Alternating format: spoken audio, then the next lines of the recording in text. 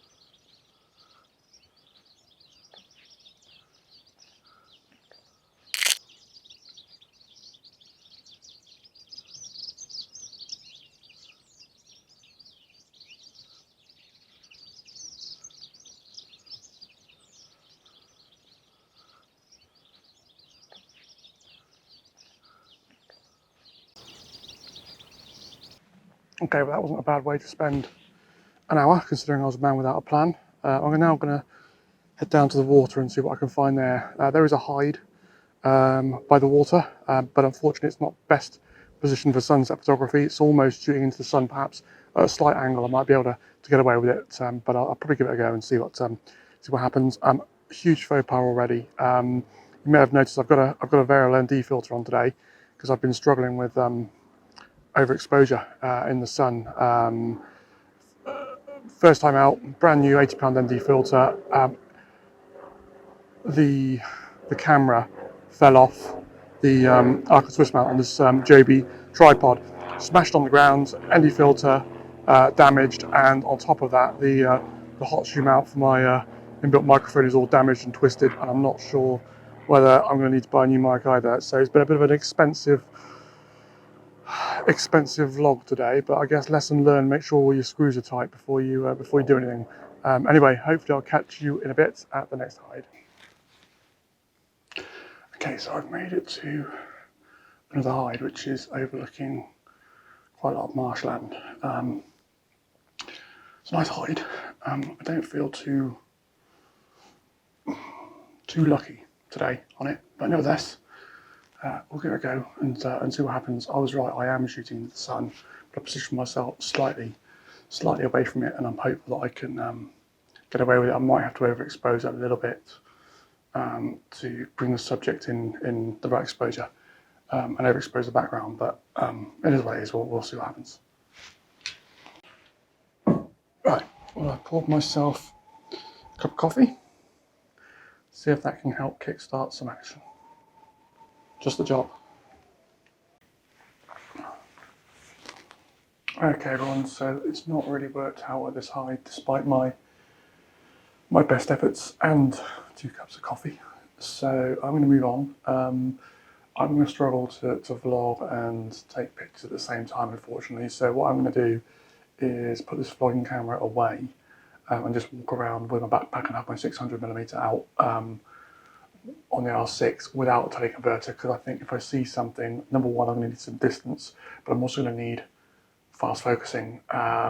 So the 600 without a teleconverter is probably a good halfway house, really. I've seen a couple of herons at a distance flying away, but that's about it so far. So never mind. I mean, I wasn't expecting too much here anyway. To be honest with you, I didn't really have a good feeling, but it was also always worth a go. So I'll catch you in a bit, and yeah, see what happens.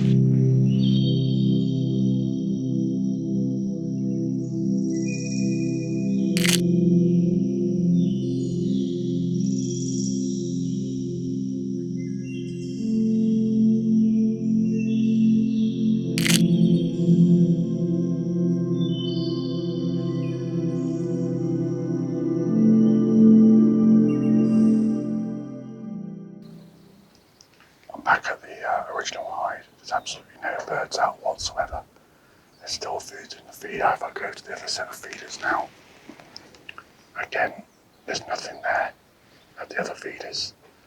I just wonder whether there's a sparrowhawk or a bird of prey's moved in, which is stopping them come out. So I'm going to have a bit of a scan and sit here and see what happens.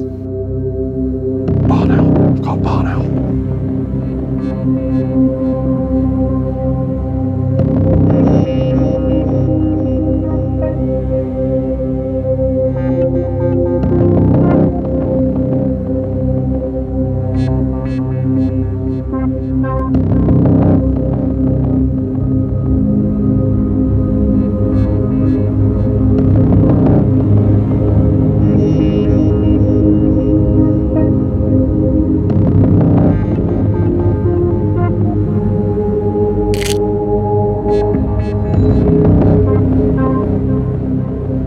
That caught me out by surprise. He's still hunting. I've got some shots already. Okay, I better film this now. I've got at least some light left.